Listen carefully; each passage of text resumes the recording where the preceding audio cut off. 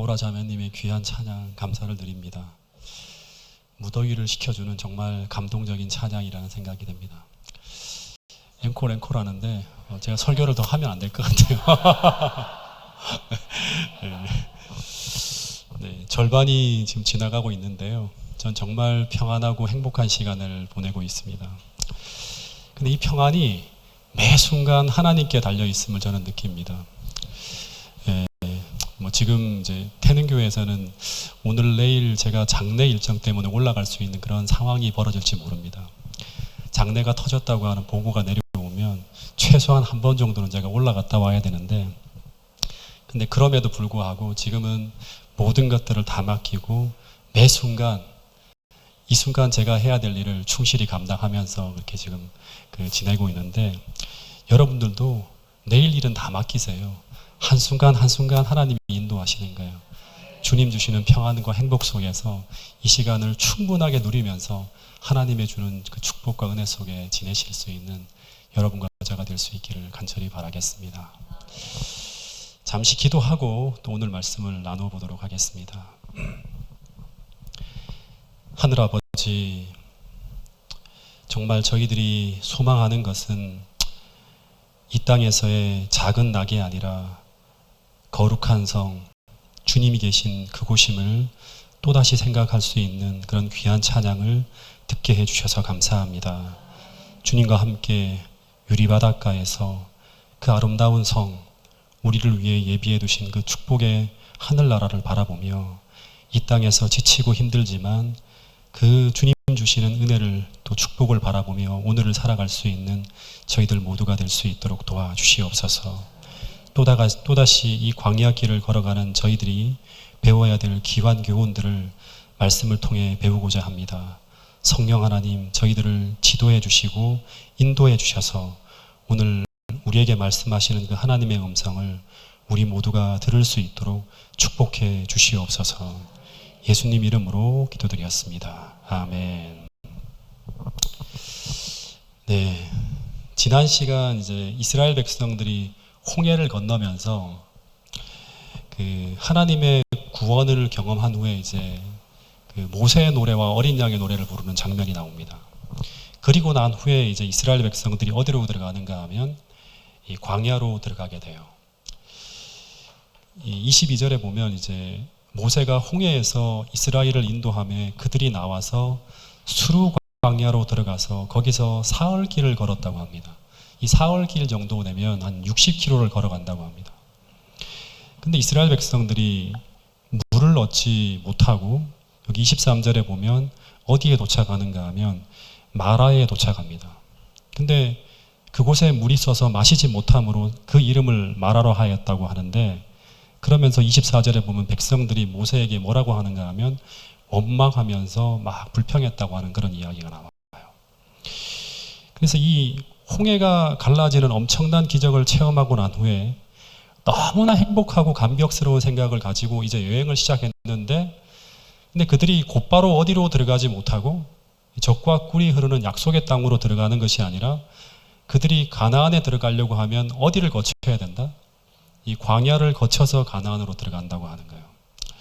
그러니까 마찬가지로 우리가 이 홍해라고 하는 것은 침례를 경험하는 건데, 우리가 침례를 경험한 후에 우리가 곧바로 가나안으로 들어가는 것이 아니라 이 거듭남과 하늘 사이에는 뭐가 있는가 하면 광야라고 하는 과정이 존재한다고 하는 것을 가르쳐 주는 것이 이 출애굽기 14장 이후부터의 쭉 이야기입니다.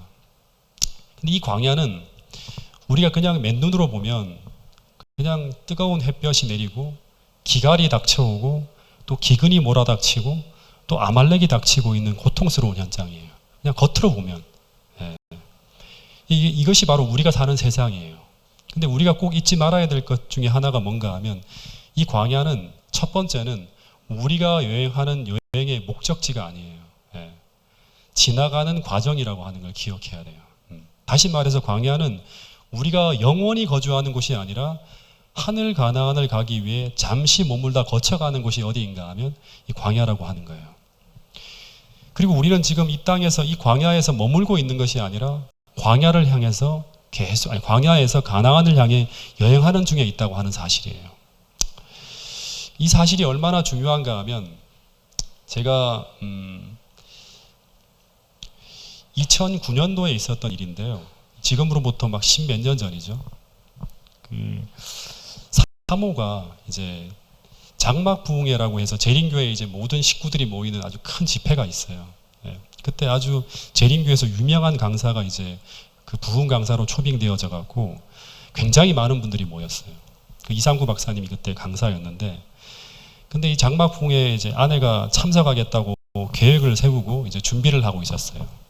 근데 제가 이 딸아이와 장난을 치다, 그때 그 아이가 한 5살도 채 안 된 그런 아이였는데 장난을 치다가 그만 제가 제 딸아이의 발가락을 딱 부러뜨렸어요. 예. 그래서 이 딸아이가 기부스를 하는 바람에 온 식구들이 그 여름에 꼼짝없이 집에 머물러야 하는 처지가 되었어요. 근데 저는 장막부흥에 이제 봉사하는 임원으로 발탁되었기 때문에 사슴의 동산에 미리 들어가서 뭐 시설을 설치하고 봉사를 하는 어떤 그런 일을 해야 되기 때문에 이 사모가 올까 말까 계속 망설이고 있는 거예요. 근데 제가 망설이고 있었지만 진짜 올 줄은 몰랐어요. 왜냐 그러면 이 다인이라고 하는 그 둘째 아이가 걷지도 못하는데 설마 저 아이를 데리고 오겠어 하면서 장막봉회를 이제 먼저 들어가서 이제 시작을 하는데, 잠시 후에 보니까 어떤 이런 조그마한 아줌마가 기부스를 한 어린 꼬마아이를 하나를 힘겹게 얻고 장막봉회를 하는 그 솔밭으로 오는 거예요. 예. 사모가 둘째 아이를 데리고 장막봉회에 참석한 거예요. 첫째 아이도 물론 따라왔고. 근데 참석할 때는 되게 좋았는데 그 다음부터가 이제 고생의 시작이에요. 이 밥 먹을 시간만 되면 지금은 아이가 날씬한데 당시에는 진짜 뚱뚱했어요, 아이가. 근데 그 무거운 것을 업고 계단을 몇 번 내려가서 그 약복관 지하에 식당이 있거든요. 내려가서 그 식당에서 밥을 먹고 다시 올라가야 되는데, 이 아이가 화장실을 화장실을 간다 그러면 이 아이 엄마가 계속 그 무거운 아이를 업고 이동을 해야 되는 거예요. 그러니까 엄마 그 화장실 가야 돼. 그러면 왔다가 또 내려갔다 올라오고 계속 이 일을 반복하니까 그 불편함이 이루 말할 수 없이 큰 거예요. 한 번 갔다 오면 허리가 부러질 것 같다는 둥, 힘이 들어 죽겠다는 둥 하면 난리가 났어요. 사모 생각에는 제가 여기 와 있으니까 제가 딸아이를 이동할 때마다 제가 업고 가면서 도와줄 줄 알았던가 봐요. 근데 저는 사모의 얼굴도 보지 못할 정도로 굉장히 바쁜 시간을 제가 보내게 됩니다. 근데 어느 날 설상가상으로 둘째 날 금요일이었는데 텐트를 오픈하고 비운 사이에 갑자기 소나기가 쏟아졌어요. 2-3시간 동안 막 비가 얼마나 많이 왔는지 텐트가 다 젖고 이불도 다 젖어버린 거예요. 이쯤 되면 제가 생각할 때 아내가 돌아가겠다고 말을 할 줄 알았어요. 눈물이 나올 줄도 알았어요. 근데 이상한 것은 그럼에도 불구하고 사모와 아이들 둘이 다 웃으면서 이 장막봉회가 끝날 때까지 꿋꿋하게 버티고 있는 거예요. 근데 그 이유는 간단했습니다. 이 생활이 아무리 힘들어도 이 생활은 길어봤자 3박 4일 안에 끝난다고 하는 거예요. 특별히 우리 꼬맹이들은 중간에 돌아가면 아빠와 함께 돌아가는 그 기쁨을 맛보지 못한다는 생각에 끝까지 버티겠다고 하는 거예요.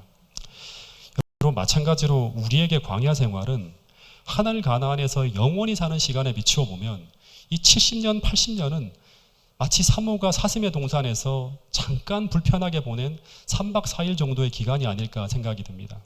아무리 비가 오고 텐트가 젖고 딸아이를 업고 계단으로 오르내리는 그 힘겨운 시간들이 반복된다 하더라도 그 시간은 영원이라는 시간에 비하면 너무나 짧은 3박 4일이라고 하는 것입니다.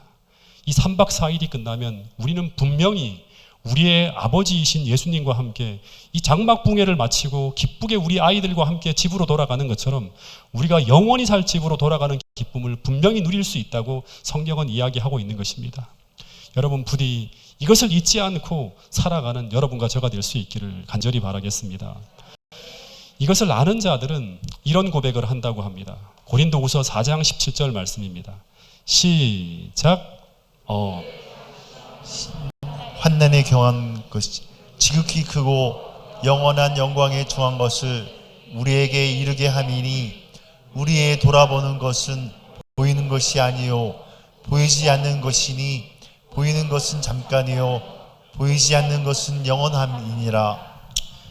우리의 잠시 받는 환난에 경한 것이 지극히 크고 영원한 영광에 중한 것을 우리에게 이루게 함이니 우리의 돌아보는 것은 보이는 것이 아니요 눈에 보이는 이런 불편한 것들만 보는 게 아니라고 하는 것.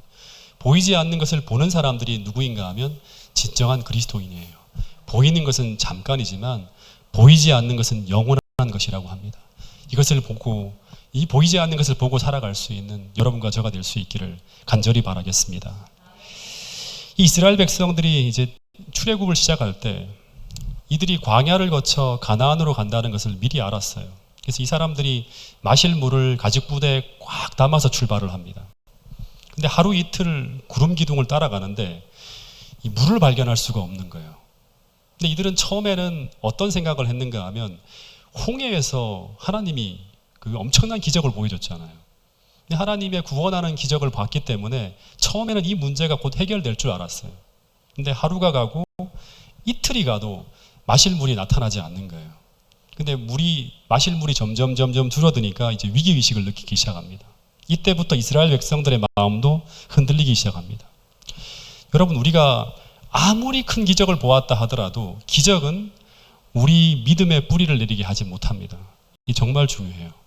이 출애굽기 15장에 보면 이스라엘 백성들은 3일 만에 믿음이 흔들리는 걸 볼 수 있습니다.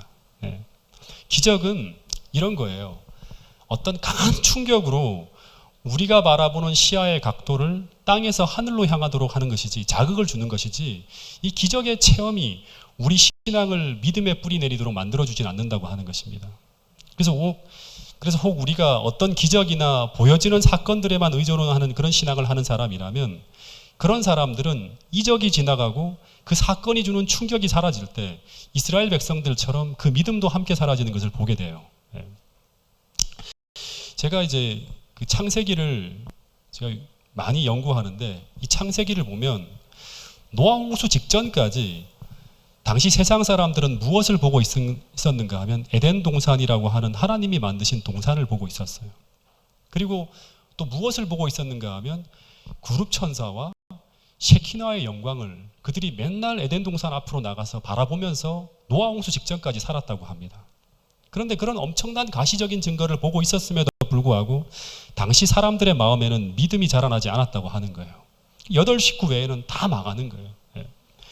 마찬가지로 이스라엘 백성들의 눈앞에는 지금 뭐를 보고 있는가 하면 24시간 하나님의 임재의 상징인 이 셰카이나의 영광과 같은 구름 기둥과 불 기둥을 계속 그들은 눈앞에서 보고 있었어요. 그리고 홍해의 기적을 바로 며칠 전에 체험한 사람들이에요. 근데 이런 모든 이적을 봄에도 불구하고 그들의 마음에는 믿음이 자라지 않았다고 하는 거예요. 피상적인 믿음밖에 없었다고 하는 거예요. 그래서 애굽을 떠나 출발했던 200만의 거의 대부분의 사람들이 이 믿음이 성장하지 못함으로 말미암아 다 어떻게 하는가 하면 가나안 땅을 밟지 못해요. 광야에서 다 죽게 되는 걸 볼 수 있습니다. 노아 홍수 당시에 그 에덴 동산을 보면서 그 세카이나의 영광을 본 모든 사람들도 다 믿음을 잃어버리고 멸망을 당했다고 하는 사실을 우린 기억해야 되고요. 또 하나는 예수님 당시에도 마찬가지입니다. 기적을 보면서 몰려들었던 수많은 군정들도 예수님의 이적이 사라지고 그분이 십자가에 달려 돌아가셨을 때 다 예수에 대한 믿음을 포기하고 흩어졌다고 하는 것이 신약 성경의 이야기입니다. 심지어 제자들까지도 믿음이 흔들렸다고 하는 사실을 우리는 기억해야 된다고 하는 것입니다. 그래서 하나 우리가 여기서 생각해 봐야 될 게 뭔가 하면 우리로 하여금 믿음의 뿌리를 내리게 하는 것이 무엇인가 하는 거예요. 성경 히브리서 11장 25절부터 27절에 보면 이런 말씀이 있어요. 이 당시에 출애굽 당시에 믿음의 사람 모세에 대한 한 구절이 나오는데 이 말씀을 같이 한번 읽어보겠습니다. 시작. 도리어 하나님의 백성과 함께 고난받기를 잠시 죄악의 낙을 누리는 것보다 더 좋아하고 그리스도를 위하여 받는 수모를 애굽의 모든 보화보다 더 큰 재물로 여겼으니 이는 상 주심을 바라봄이라. 믿음으로 애굽을 떠나 왕의 노함을 무서워하지 아니하고 곧 보이지 아니하는 자를 보는 것 같이 하여 참았으며. 여기 보면 모세라고 하는 사람은 어떤 사람인가 하면 고난받기를 잠시 죄악의 낙을 누리는 것보다 더 좋아하고 수모를 받는 것을 애굽의 모든 보화보다 더 큰 재물로 여겼으며, 이렇게 하였던 이유는 뭔가 하면 지금 눈에는 보이지 않지만 상 주시는 분을 바라보고 있었기 때문이라고 하는 거예요. 그러니까 즉 모세는 어떤 사람인가 하면 보이지 아니하는 자를, 지금은 보이지 않지만 보는 것 같이 하여 참고 있는 사람이 바로 누군가 하면 바로 모세라고 하는 사람이에요. 다시 말하면 모세는 홍해를 가르는 기적이 나타나지 않는 상황 속에서도 이 40대 때 있었던 일이죠. 그죠? 고통스러운 시간들이 이어지는 그 시간을 지나가고 있더라도 보이지 아니하는 자를 보는 것 같이 하여서 그 어려움을 극복하고 믿음으로 이겨냈다고 하는 그런 이야기가 나오고 있습니다. 여러분, 이 말은 모세는 날마다 마음에서 벌어지는 전투에서 자신이 믿는 하나님을 의지하고 의식하면서 이기고 승리하는 믿음의 체험을 하고 있는 사람이에요. 그러니까 오늘 지금 여러분들의 마음속에서 벌어지는 일들이 어떠한지는 하나님은 아세요. 지금 여러분들의 마음속에서 벌어지는 수많은 전투에서 여러분들이 자신이 믿는 하나님을 보이지 않지만 그 하나님을 의식하고 의지하면서 날마다 이기고 승리하는 믿음의 체험을 하고 있는가 못하고 있는가 하는 것은 나중에 결과적으로 여러분들이 시험 당할 때 전혀 다른 결과가 나타날 수 있다고 하는 것입니다. 여러분, 이 경험은, 이 마음에서 벌어지는, 여러분들이 마음에서 전쟁터에서 승리하는 이 경험은 홍해를 가르는 기적을 10번 체험하는 것보다 더 강한 믿음을 우리에게 심어준다고 하는 사실을 여러분 모두가 기억해야 됩니다. 다시 말씀드리지만 홍해의 경험은 굉장히 놀라운 역사였지만 이 기적의 경험이 이스라엘 백성들에게 3일이 지속되지 못했다고 하는 거예요. 놀라운 거예요. 3일이 지난 후에 흔들리기 시작하는 거예요. 정말 중요한 이야기입니다. 그래서 광야를 여행하는 오늘 우리에게 필요한 믿음은 고난 속에서도 마음의 어려움이 몰려올 때도 그것을 하나님을 의지해서 감사와 기쁨과 평안으로 바꿔낼 수 있는 그 믿음의 능력이 있는가 하는 거예요. 그런 하나님을 여러분들이 의지하고 하나님을 의지해서 이겨낼 수 있는 그러한 성령 하나님을 체험하고 있는가 하는 것은 대단히 중요한 거예요. 예수님이 도마에게 이런 말씀을 하셨죠. 자, 여기 보면 예수께서 도마에게 이런 말씀을 하셨어요. 너는 나를 보았기 때문에 믿느냐? 나를 보지 않고도 믿는 사람은 복이 있다. 눈에 보이는 것만 따라가는 사람은 결국에는 믿음을 잃어버려요. 눈에 보이지 않지만 하나님의 보이지 않는 하나님을 날마다 의식하며 살아가는 삶, 이런 삶을 살아가는 사람들이 결국에는 참 믿음을 소유한 사람이라고 하는 거예요. 이 말은 오늘 우리에게 이적이 나타나지 않더라도 혹 우리가 고난 중에 있다 하더라도 우리가 그 보이지 않는 하나님을 보는 것 같이 하여 참고 인내하며 나갈 때 그때 진짜 믿음이 생겨나고 만들어진다고 하는 것입니다. 원래 이것이 성경이 말하는 믿음이라고 하는 것입니다. 그리고 마라의 시험은 그 믿음을 확인하는 장소였어요. 홍해에서 그들이 구원받았다고 하지만 실제 그 믿음이 있는지를 시험하는 장소가 어디인가 하면 이 3일 길이 지난 후에 그들이 직면했던 마라라고 하는 장소예요. 이들이 홍해를 건넌 후에 3일을 걸어가는 동안의 모습을 묘사한 글을 제가 잠깐 읽어보면 그들이 준비해온 물은 곧 바닥이 났고 뙤약볕에 타는 듯한 광야를 그들은 지친 걸음으로 느릿느릿 걸어갈 때 그들의 타는 듯한 갈증을 풀어줄 수 있는 것은 아무것도 없었다고 합니다. 그런데 이 지역을 훤히 알고 있는 한 사람이 있었는데 누구인가 하면 바로 모세예요. 40년 동안 이 광야길을 다 알고 있었어요. 모세는 이 광야에서 40년 동안 양떼를 몰고 다녔기 때문에 이 광야의 지리를 구석구석 다 알고 있었어요. 근데 모세의 생각에는 이곳에서 제일 가까운 곳에 마라라고 하는 샘물이 있다고 하는 것을 알고 있었어요. 근데 그 물은 마실 수 있는 물이다, 마실 수 없는 물이다. 마실 수 없는 물이에요. 근데 그 생각을 하면서 구름 기둥을 보는데 이 구름 기둥이 인도하는 방향이 마라의 샘을 향하고 있는 거예요. 근데 이스라엘 백성들의 상황은 아주 절박한 상황이에요. 물만 보면 뛰어들 수밖에 없는 그런 상황이었어요. 근데 당시에 운반용으로 사용하는 가축이 나귀였는데 이 나귀가 무리 없이 여행할 수 있는 최장 기간이 4일이라고 합니다. 근데 이스라엘 백성들이 홍해에서 나올 때 그들은 나귀만이 아니라 엄청난 양의 소와 양떼를 몰고 나왔어요. 근데 이 소와 양은 나귀들보다 훨씬 더 자주 물을 먹이지 않으면 살 수가 없는 짐승들이었어요. 근데 지금 3일째 오아시스를 만나지 못하고 계속 행진을 하고 있는 거예요. 근데 아직까지는 원방이나 불평이 들리지 않았다고 합니다. 그 이유는 홍해의 기적을 생각하면서 분명 어딘가에 뭔가 숨겨진 뭔가가 있을 거야 하면서 설마 하나님이 우리를 죽음의 땅으로 인도하지는 않을 거라고 하면서 계속 따라가는 거예요. 근데 이제 그들이 정말 한계치가 왔을 때 드디어 샘물을 발견합니다. 사방에서 무리야 하면서 막 기쁨의 소리가 들려오는 거예요. 근데 이 함성 소리를 듣고 본문에 보면 모세가 가슴이 덜커덕 내려앉았다고 합니다. 왜냐하면 이 물을 먹으면 큰일 나기 때문이에요. 아니나 다를까 막 그 물을 마시고 사람들의 고통스러운 부르짖음이 터져 나오는데, 이 물을 먹은 사람들은 심한 복통에 배탈이 나고, 심지어 많이 먹은 사람들은 큰 병에 걸려 막 쓰러지는 거예요. 그러면서 사람들이 이제 의문을 갖기 시작하는 거예요. 도대체 뭐가 잘못된 것일까? 하늘을 바라보는 거예요. 근데 지금까지 그들을 인도해 왔던 이 구름 기둥과 불 기둥이 정확하게 여기로 그들을 인도하고 있었어요. 근데 저 구름 기둥과 불 기둥이 우리를 여기까지 인도했는데 또다시 묻는 거예요. 홍해에서처럼 또다시 반복하는 거예요. 왜 이런 일이 벌어지고 있을까? 여러분, 마라라고 하는 지명의 뜻이 뭔가 하면 쓴맛, 쓰디쓴 고통이라고 하는 뜻이에요. 여기서 잠시 우리가 좀 생각을 해야 되는데, 왜 하나님께서 이스라엘 백성들을 이 마라의 샘물 곁으로 인도하셨을까 하는 거예요. 끝없이 우리가 질문을 해야 돼요. 25절에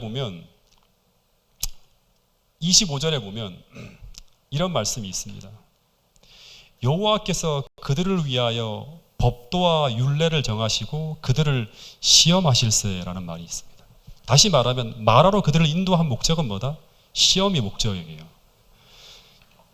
신명기 8장 3절에도 보면 여호와께서 이 40년 동안에 내게 광야길을 걷게 하신 것을 기억하라. 이는 너를 낮추시며 너를 뭐하사?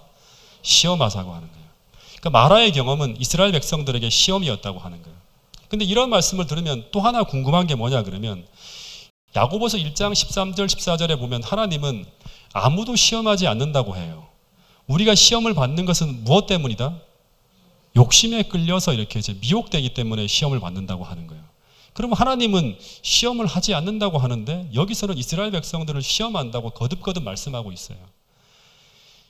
야고보서 1장에서 말하는 하나님이 시험하지 아니한다고 하는 그 시험은 무슨 시험이죠? 욕심에 끌려 미혹되는 시험은 뭐예요?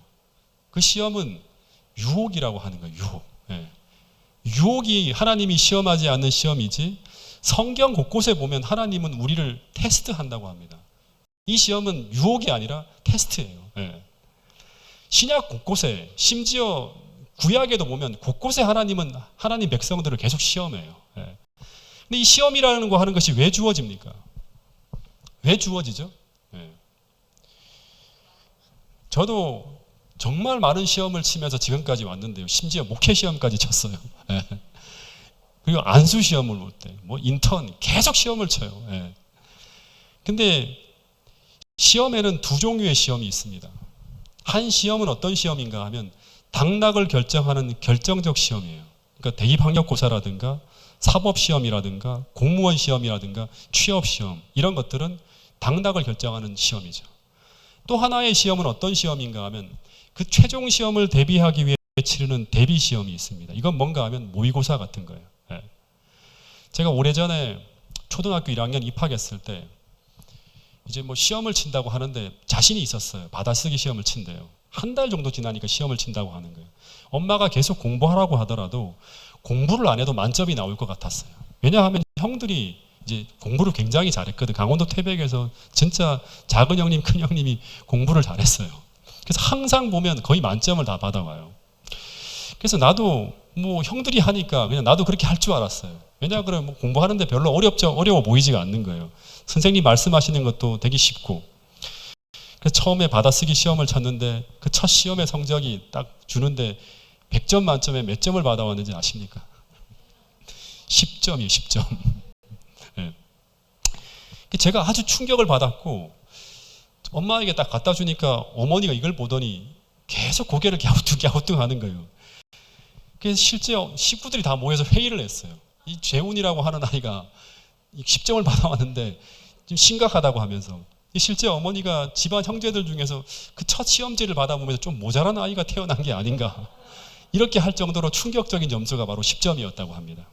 근데 만약에 제가 이런 테스트, 시험이 없었다면 저는 어떻게 되었을까요? 전 저의 실력에 대한 진짜 모습을 모르고 살았겠죠. 늘 자신만만한 제 자신의 느낌이 제 실력인 줄 착각하고 살았을 거예요. 근데 이것이 신앙에 있어서도 마찬가지라고 하는 것입니다. 우리는 우리 신앙의 참모습이 어떤 모습인지 정확하게 모르고 살 때가 참 많이 있다고 하는 거예요. 우리가 말하고 있는 어떤 고백이나 마음의 느낌이 우리의 신앙인 줄 착각할 때가 참 많다고 하는 것입니다. 그런데 어떤 시험이 닥쳐올 때 그 시험을 통해 나타나는 그 모습을 보면서 우리는 우리 자신이 얼마나 이기적이고 얼마나 믿음이 없는 사람이고 심지어 얼마나 선하지 못한 사람인지를 볼 때가 참 많이 있다고 하는 것입니다.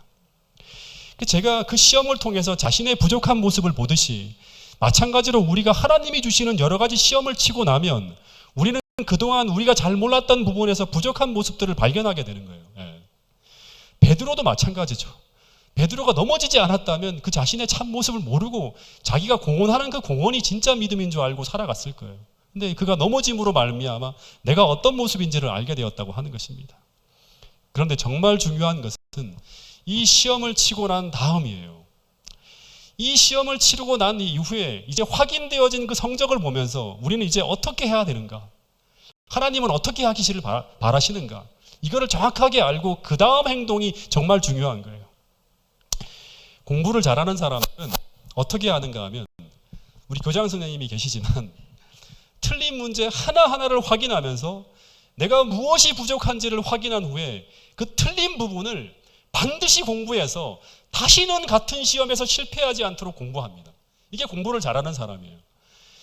그것을 목적으로 시험을 치는 것이고 그것을 목적으로 하나님은 우리에게 시험을 허락하시는 거예요. 그래서 이 시험을 치르고 난 이후에 신앙하는 사람들은 이제 광야에서 두 무리로 나눠집니다. 딱 두 무리로 나눠져요. 한 부류의 사람들은 어떤 사람들인가 하면 그 부족을 보면서 인생의 오답을 써버린 그 실패와 그 부족을 인정하고 그 부족을 놓고 하나님께 기도하는 사람이에요. 그래서 하나님이 주시는 그 은혜와 도움으로 변화를 경험하는 사람들이에요. 하나님, 두 번 다시 제가 이 문제에서 실패하지 않도록 주님 도와주세요. 제 부족이 무엇인지를 가르쳐 주시고 제가 변화될 수 있도록 도와주세요 하고 기도하는 사람들이에요. 이 사람들이 누구인가 하면 바로 갈렙과 여호수아 같은 사람이죠. 여러분, 갈렙과 여호수아, 모세 전부 다 어떤 사람들인가 하면 믿음이 있는 사람들이에요. 이 사람들은 홍해에서의 그 믿음과 이 마지막 40년을 돌고 난 다음에 모세는 전혀 다른 사람이에요. 계속 성장하는 사람이에요. 끝없이 변화되어져 가는 사람들이에요. 여러분, 결국 이들은 끝없이 이른비 성령을 경험하면서 알곡으로 준비되어져 가는 사람들이고 결국 최종 시험을 통해서 그들이 믿음이 있는 사람이고 하늘 백성임을 확인하고 그들은 가나안에 들어가는 것입니다.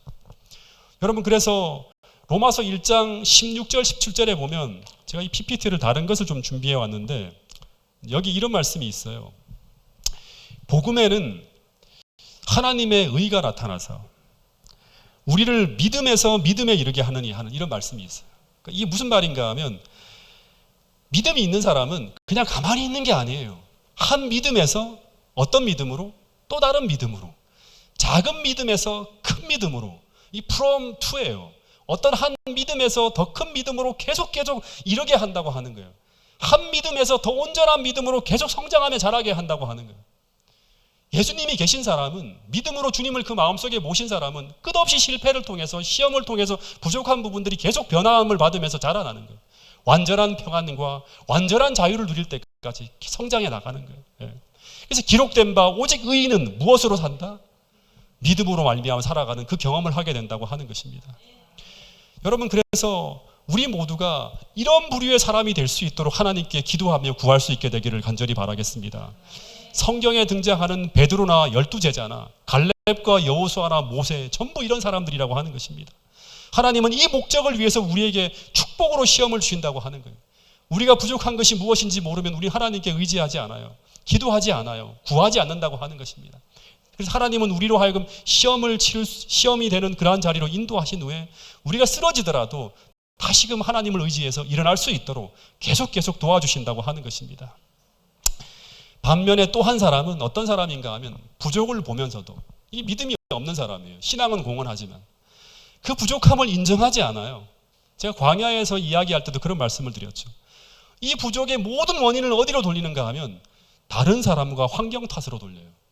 이 이스라엘 백성들의 모습이죠. 그래서 어떻게 합니까? 비난하고 원망으로 일가가는 사람들의 모습을 보게 됩니다. 다시 말해서 자신의 실패와 부족을 인정하지 않는 거예요. 광야에서 나온 대부분의 이스라엘 백성들의 모습이 이 모습이었어요. 이들은 이 모습은 그들 안에 믿음이 없다고 하는 것을 증명하는 것이고 그들 안에 예수님이 없다고 하는 걸 증명하는 모습이었어요. 그래서 이들은 어려움만 생기면 모든 문제가 나 때문이 아니라 저 사람 때문에 내가 어쩔 수 없이 그렇게 했다고 하면서 모든 탓을 남 탓으로 돌립니다. 문제가 생겼다 하면 계속 비난하는 거예요. 여러분 실제 제가 신앙생활을 할 때 혹시 제 설교를 쭉 들으시는 분이 있을지 모르겠지만 제가 이것을 고백한 적이 있어요. 신앙의 몇 년 동안은 제가 교회에 갔다 오기만 하면 끝없이 비난해요. 비난하고 비평하는 거예요. 모든 문제가 다 남 탓이에요. 저는 대단히 선지자 같은 사람인 줄 알았어요. 근데 제 마음속에 평안이 없고 예수님과 같은 품성이 없다는 것을 제가 스스로 발견하게 됩니다. 여러분 그 사람들은 그래서 우리가 주목해 봐야 되는 게 뭔가 하면 내 입술에서 언제나 원망하고 불평하고 비난하는 그러한 말들이 끝없이 나온다 그러면 우리는 다시 한번 우리 신앙을 점검해 볼 필요가 있다고 하는 것입니다. 이런 태도로 신앙하는 사람은 절대 신앙의 성숙을 경험할 수 없습니다. 신앙의 성숙이라고 하는 것은 또다시 말하지만 주님 안에서 경험하는 평안과 감사와 기쁨이에요. 이게 신앙의 절정이에요. 이것을 향해 나가기 위해서 하나님은 광야의 과정을 허락하셨다고 하는 것입니다. 그래서 이런 사람들은 시험을 통해서 하나님께서 그들의 부족한 모습을 보여줘도 그들은 그 부족한 모습을 보려고 하지 않기 때문에 고치거나 보강하지 않고 그대로 둔 채 살아갑니다. 그래서 그들은 이제 나중에 제가 또 한 번 이 강의를 할 텐데 같은 문제에서 같은 실패를 반복하다가 결국 그들이 치러야 할 최종 시험인 가데스 바니아의 시험에서 그들은 실패합니다. 그러면서 40년의 광야길을 돌아가게 되는 거예요. 그래서 이런 사람들은 전부 하늘 가나안에 입성하지 못하고 전부 광야에서 죽음을 경험했다고 하는 것입니다. 여러분 또다시 말하지만 믿음으로 사는 사람은 믿음에서 믿음으로 전진하고 성장하는 사람입니다. 그래서 문제와 실패와 어려움이 찾아오지만 그 사람은 계속 그 문제와 시련과 고난의 바람을 타고 계속 하늘을 향해서 날아 올라가는 거예요. 그 시련과 어려움들이 우리를 추락시키는 게 아니라 그래서 더 큰 평안과 더 큰 자유를 경험하면서 신앙의 기쁨을 누리며 자라간다고 하는 사실입니다.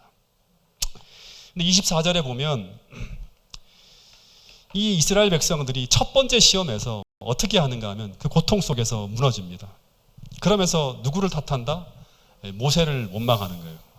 이 말은 무슨 말인가 하면 지금까지 인도해온 사람이 하나님이 아니라 누구다? 모세 너라고 하는 거예요. 그러면서 모세에게 뭐라고 하는가 하면 물을 달라고 소리를 질러요. 내가 여기까지 인도해 왔으니까 너가 물을 책임지라고 하는 거예요. 근데 이 상황 속에서 모세는 무엇을 하고 있었을까요? 모세도 지금 힘들어요. 근데 모세가 무엇을 하고 있었는가 하면 25절에 보면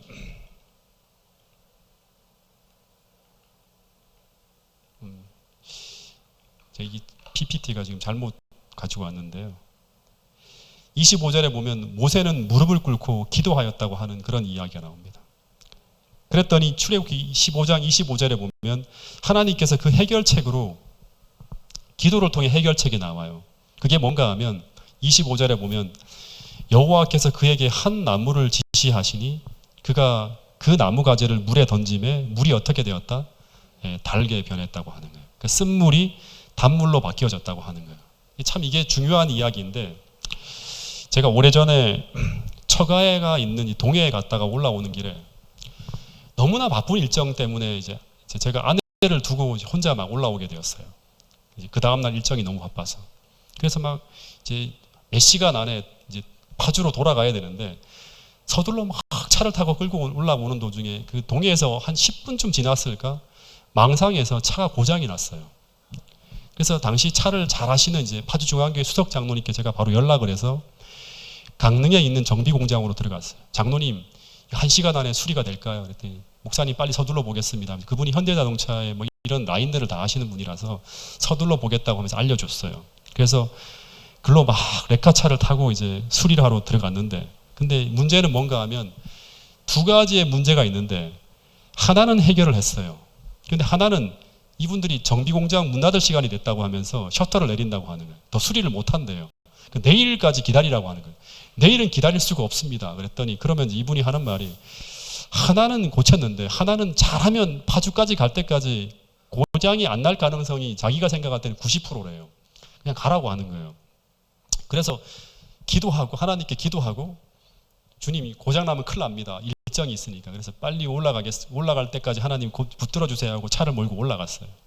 근데 올라가는 도중에 내린천 휴게소 아시죠? 이제 인제쯤 가면.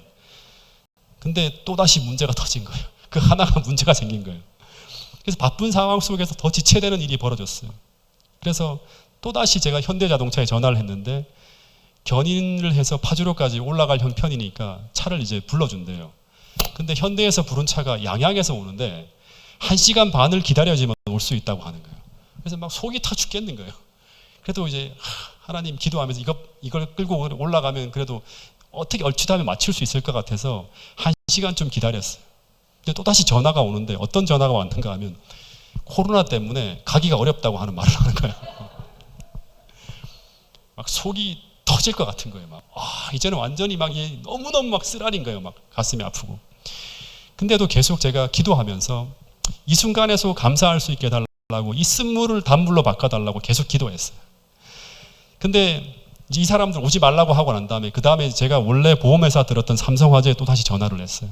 지금 빨리 올 수 있냐고 했더니 그 인제 쪽에 있는 이제 그 레카차가 있다고 하면서 막 달려오는 거예요. 그래서 한 30분 40분 기다리니까 그 레카차 운전수가 이제 차를 딱 견인해서 파주로 올라가게 되었어요. 그래서 몇몇 일정들을 막 취소하고 죄송하다고 하고 하면서 이제 포기하고 올라가는데, 근데 그 기사분과 이런저런 이야기를 하다가 이분이 이제 저와 동일하게 71년생이라고 하는 것을 확인했어요. 그러니까 막 동갑내기네 하면 되게 좋아하는 거예요. 그리고 이분이 고향이 어디냐고 묻는데 제가 태백이라고 하니까 전 정선이에요 하면서 막 되게 좋아하는 거예요. 대화가 시작됐어요. 그럼 저한테 이제 묻는 거예요.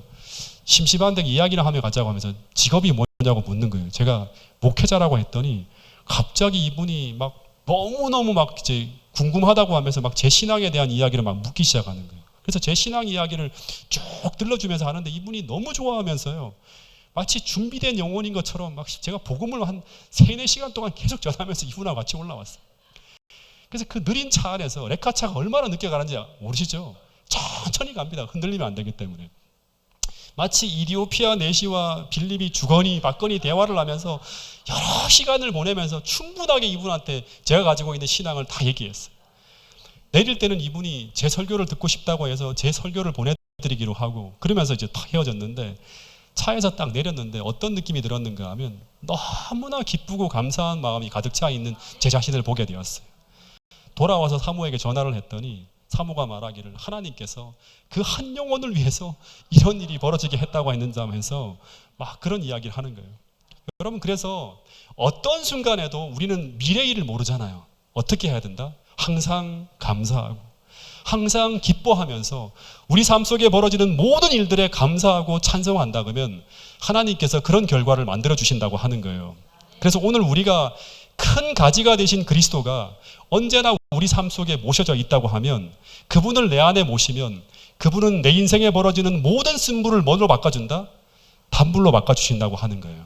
여러분, 이 사실을 믿게 되기를 간절히 바라겠습니다. 이것은 하나님께서 우리에게 약속하신 말씀이에요. 그래서 하늘과 하나님을 향해 걸어가는 모든 인생들은 이 광야에서, 인생의 광야에서 이분을 모시고 이 능력을 경험해야지만 우리는 가나안까지 가는 수많은 문제 속에서, 광야의 여행이 얼마나 많은 문제가 닥칩니까? 그럴 때마다 불평하고 원망하고 주저앉아서 하나님을 원망하는 것이 아니라 그 어려움을 극복하고 가나안까지 가기 위해서는 이 큰 가지 되신 주님을 언제나 우리 삶 속에 모시고 우리 삶 속에 벌어지는 모든 인생의 쓴 경험들을 단경험으로 바꾸어가는 그런 경험을 해야지만 하늘 가나안까지 갈 수 있다고 하는 사실을 우리 모두가 기억할 수 있게 되기를 간절히 바라겠습니다.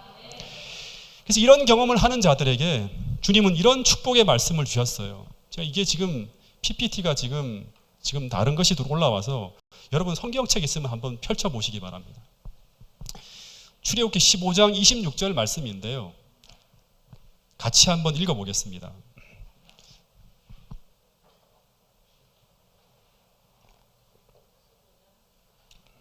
출애굽기 15장 26절입니다.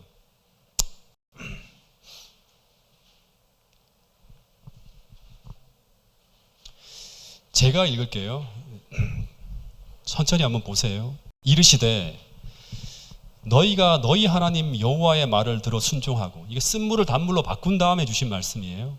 이르시되 너희가 너희 하나님 나 여호와의 말을 들어 순종하고 내가 보기에 의를 행하며 내 계명의 길을 기울이며 내 모든 규례를 지키면 내가 애굽 사람에게 내린 모든 질병 중 하나도 너희에게 내리지 아니하리니 나는 너희를 어떻게 하는 하나님이다? 치료하는 하나님이라고.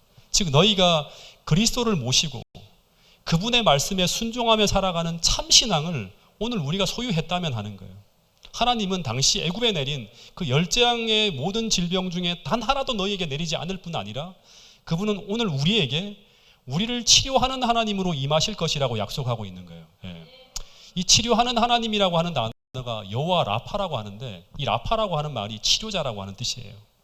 이 말씀은 그분 앞에 자신의 인생을 맡긴 당신의 언약 백성을 하나님은 약속하신 말씀으로 임재하셔서 그들을 그 고통 속에서 회복시켜 주실 것을 약속하고 있는 그런 말씀이라고 하는 것입니다. 더하여서 우리 삶에 벌어지는 고통스러운 경험을 감사할 수 있는 경험으로 바꿔주실 수 있는 하나님임을 이야기하고 있는 것이에요. 그리고 이럴 때마다 우리 마음속에 임하는 이 하늘의 평안과 기쁨이 우리를 치유하고 회복시키는 능력으로 임하게 될 것을 약속하고 있는 그런 말씀이에요. 여러분, 애굽을 떠나온 하나님의 백성들은 하나님을 잃어버린 가운데 수많은 영적 질병에서 치유가 필요한 존재들이었어요. 그래서 그들은 이 광야 길을 걸어가면서 끊임없이 여호와 라파의 하나님, 그들을 영적으로 육적으로 치료하는 하나님을 경험하면서 하늘 가나안까지 걸어갈 필요가 있었다고 하는 것입니다. 이곳에 오신 모든 분들이 이곳에서 이 여호와 라파의 하나님을 꼭 경험하고 돌아갈 수 있게 되기를 간절히 바라겠습니다. 하나님께서 여러분을 치유하실 수 있다고 하는 그 믿음을 가지고 돌아갈 수 있게 되기를 간절히 바라겠습니다. 그리고 이 27절에 보면 이스라엘 백성들이 이 광야에서 마라를 거쳐서 어디로 가는가 하면 엘림이라고 하는 곳으로 들어갑니다. 근데 여기 본문에 보면 거기에 물샘 12과 종려나무 70그루가 있는데, 근데 거기서 그들이 장막을 쳤다고 하는 말이 나와요. 그러니까 원래는 이 마라에서는 장막을 치라고 하는 말씀이 없었죠. 지나가고 거쳐가는 거예요. 근데 그들은 거기서 뛰어드는 거예요. 물속에서 물이 있다고 해서. 근데 사막에서는 이제 본문을 보면 이 물샘 하나도 귀한 곳인데 여기 물샘이 몇 개가 있다? 12개나 있어요. 그러니까 곳곳에 막 물이 굉장히 많은 그런 곳이에요. 그리고 그늘을 만드는 종려나무도 한 그루가 귀한데 여기 본문에 보면 70그루의 나무가 있어요. 70그루의 나무가 있었다고 하니까 굉장히 많은 그늘이 있고 그 다음에 시원한 물이 있는 그런 곳이 바로 엘림이라고 하는 곳이에요. 근데 이 엘림은 제가 이렇게 지도를 보니까 마라에서부터 남쪽으로 멀리 떨어지지 않은 곳이에요. 한 11km 정도 되는 거예요. 그러니까 한 몇 시간만 걸어가면 바로 도착할 수 있는 그런 가까운 곳에 있는 거예요. 근데 그들이 이 마라에서 이런 좋은 곳을 코앞에 두고 뭘 했다? 불평했다고 하는 거예요. 근데 왜 그랬을까요? 단순해요. 엘림이 보이지 않기 때문이에요. 우리가 하나 기억해야 될 게 있는데 서두에도 말한 것처럼 엘림이 보이지 않아도 엘림은 어디에 있다? 우리를 위해서 예비되어 있다고 하는 거예요. 하나님께서 우리를 인도하시잖아요. 하나님은 분명히 그곳으로 우리를 인도하고 있다고 하는 거예요. 이 믿음이 있어야 되는 거예요. 엘림이 눈에 보이진 않지만 엘림은 우리를 위해 예비되어 있다고 하는 거예요. 우리가 엘림을 알지 못한다 할지라도 하나님은 이 미리 엘림을 아시고 우리를 그리로 계속 인도하고 있었다고 하는 거예요. 또 하나 너무너무 중요한 것은 뭔가 하면 이 엘림은 어디를 거쳐야지만 돌아갈 수 있다? 마라라고 하는 것을 통해서만이 도달할 수 있는 곳이라고 하는 거예요. 그래서 혹 우리가 이 마라에서 주저앉으려고 하는 분들이 혹 계실지 모르겠어요. 왜냐 그러면 지금 현재 상황이 너무나 암울하고 답답하고 힘들기 때문에. 근데 여러분 조금만 참으실 수 있게 되기를 바라겠습니다. 우리는 곧 어디에 도착할 수 있다? 엘림에 도착할 수 있다고 하는 것입니다. 여러분들이 하나님을 믿고 있다면, 하나님의 언약 백성이라고 한다면 하나님은 반드시 어디로 인도한다? 엘림이라고 하는 축복의 장소로 우리를 인도한다고 하는 것입니다. 또 하나 제가 마지막으로 좀 여러분들에게 말씀드릴 것은, 제가 어느 간증을 좀 들었는데요. 어떤 장님이 교회에서 간증을 하는데 이런 이야기를 했다고 합니다. 이 사람이 이제 말하기를 사람들이 자신을 인도할 때 1000m 앞에 뭐가 있다고 가르쳐 주는 사람은 거의 없대요. 1km 뒤에 뭐가 있습니다. 10km 뒤에 뭐가 있습니다. 이런 말을 하는 사람은 거의 없대요. 이 사람을, 장님을 인도하는 이 사람들은요, 항상 장님을 인도하는 방법이 뭔가 하면 늘 앞에 진흙탕이 있으니까 조심하세요. 혹은 층계가 있으니까 한 발만 이렇게 올려놓으세요 하면서 이렇게 한순간 한순간 인도한다고 하는 거예요. 그래서 언제나 이 장님들은 자신에게 한 걸음 앞만 가르쳐주는 그 사람을 믿고 계속 따라가는 거예요. 그런데 그 사람을 신뢰하고 그 인도자에게 자신이 자신을 맡기고 의탁해서 한 걸음씩 한 걸음씩 따라가다 보면 언제나 자신이 가고 싶어 하는 곳, 자신이 마땅히 가야 될 곳으로 인도되어지고 있는 것을 보게 된다고 하는 것입니다. 근데 하나님도 마찬가지로 우리를 이런 방법으로 인도하신다고 하는 거예요. 그래서 우리는 10년 후, 20년 후, 30년 후를 몰라도 괜찮아요. 그때 일을 염려할 필요가 없다고 하는 거예요. 예. 왜냐하면 그것은 주님이 알고 있기 때문이라고 하는 것입니다. 우리는 그저 매일 매 순간 하나님이 보여주시고 지시하시는 그 일을, 지금 이 순간 지시하시는 그 일을 그리스도인답게 주님을 의지해서 성실하고 신실하게 살아가면 된다고 하는 것입니다.